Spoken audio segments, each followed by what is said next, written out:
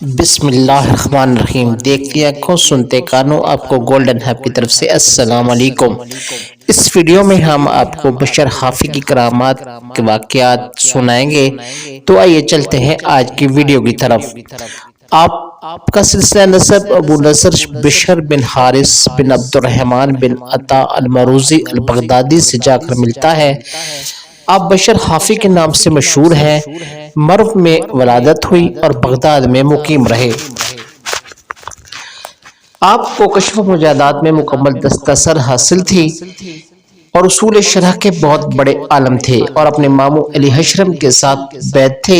ایک مرتبہ حالت دیوانگی میں آپ کہیں جا رہے تھے، راستے میں آپ کو ایک کاغذ کا ٹکڑا پڑا ہوا ملا جس پر بسم اللہ الرحمن الرحیم لکھا ہوا تھا۔ آپ نے اسے عطر سے معطر کر کے کسی بلند مقام پر رکھ دیا۔ رستہ میں اور اسی شب خواب میں ایک درویش کو من جانب اللہ جل جلالہ یہ حکم ملا کہ بشر حافی کو خبر دے دو کہ ہمارے نام کو معطر کر کے تنظیماً تم نے بادگاہ مقام پر رکھا ہے، اس وجہ سے ہم تمہیں پاکیزہ مراتب عطا کریں گے۔ اور بیداری کے بعد ان بزرگ کو یہ تصور آیا کہ بشر حافی تو فسق و فجور میں مبتلا ہیں، شاید میرا خواب ٹھیک نہ ہو۔ لیکن جب دوسری اور پھر تیسری مرتبہ بھی یہی خواب آیا تو وہ درویش آپ کے گھر پہنچے تو درویش کو معلوم ہوا کہ آپ میکدے میں ہیں۔ جب وہ میکدے میں پہنچے تو دیکھا کہ بشر حافی نشے میں چور بدمست پڑے ہیں۔ انہوں نے لوگوں سے کہا کہ آپ جا کر ان سے کہہ دیں کہ کوئی درویش آپ کے لیے ضروری پیغام لایا ہے۔ چنانچہ لوگوں نے آپ سے کہا تو آپ نے سوچا کہ پتہ نہیں عذاب الہی کا پیغام ہے یا پھر سزا کا۔ یہ کہہ کر میکدے سے ہمیشہ کے لیے توبہ کر کے نکلے۔ اس کے بعد اللہ عز و جل نے آپ کو وہ مراتب عطا کیے جن کی وجہ سے آپ کا ذکر بھی قلوب کا سکون بن گیا۔ آپ اس احساس کی وجہ سے ننگے پاؤں چلا کرتے تھے کہ اللہ جلالہ نے زمین کو فرش بنایا ہے، اس لیے شاہی فرش پر جوتے پہن کر چلنا ادب کے منافی ہے۔ یہی وجہ ہے کہ آپ کو حافی کہا جاتا ہے۔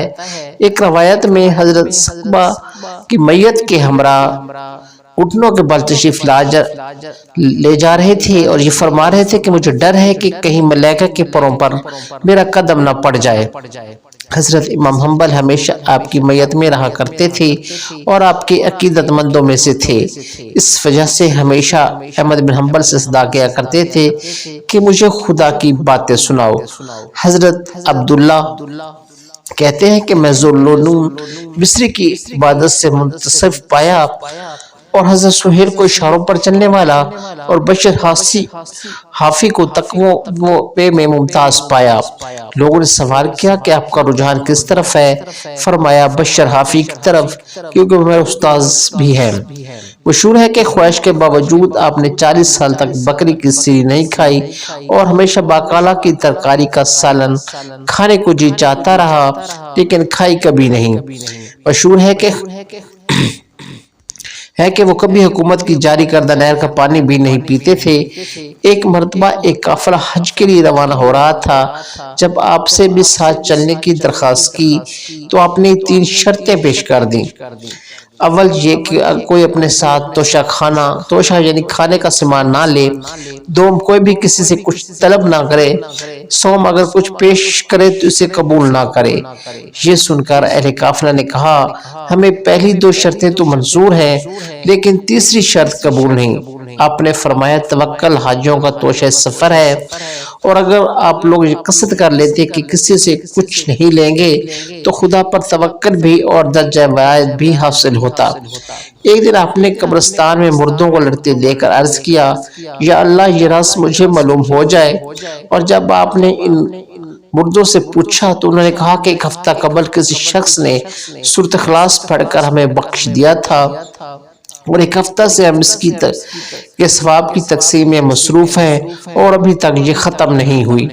اب فرماتے ہیں ایک مرتبہ خواب میں مجھے حضور کی زیارت نصیب ہوئی تو آپ نے فرمایا کہ بشر کیا تجھے علم ہے کہ تیرا مرتبہ تیرے دور کے بزرگوں سے بلند کیوں کیا گیا ہے؟ آپ نے فرمایا مجھے تو معلوم نہیں۔ آپ صلی اللہ علیہ وسلم نے فرمایا کہ تو نے سنت کی تباہ کرتے ہوئے بزرگوں کی تنظیم کی اور مسلمانوں کو راہ حق دکھاتا رہا اور میرے اصحاب اور اہل بیت کو ہمیشہ محبوب رکھا، اسی لیے اللہ تعالیٰ نے تجھے یہ مرتبہ عطا کیا ہے۔ انتقال کے وقت جب آپ شدید مضطرب ہوئے تو کسی نے عرض کیا کیا دنیا کو ترک کرنے کا غم ہے؟ فرمایا نہیں، بلکہ رب گاہ خداوندی میں جانے کا خواہش ہے۔ انتقال کے بعد کسی نے آپ کو خواب میں دیکھا اور حال پوچھا تو فرمایا کہ اللہ جل جلالہ نے مجھے اس لیے ناراض ہوا کہ تو دنیا میں مجھ سے اتنا خائف کیوں رہتا تھا، کہ تجھے میری کریمی پر یقین نہیں تھا، اور پھر مجھے معاف فرما دیا اور کہا کہ خوب کھاؤ پیو، کیونکہ دنیا میں تو نے میرے خوف کی وجہ سے زیادہ کھایا پیا نہیں ہے۔ ایک عورت امام بن حنبل سے یہ مسئلہ دریافت کرنے گئی کہ میں اپنی چھت پر سود کاٹ رہی تھی، راستے میں شاہی روشنی کا گزر ہوا اور اس روشنی میں تھوڑا سا سود کاٹ لیا، اب فرمائیے کہ وہ سود جائز ہے یا ناجائز؟ یہ سن کر امام صاحب نے فرمایا تم کون ہو اور اس مسئلے کا حل کیوں دریافت کرتی ہو؟ اس عورت نے کہا میں بشر حافی کی بہن ہوں۔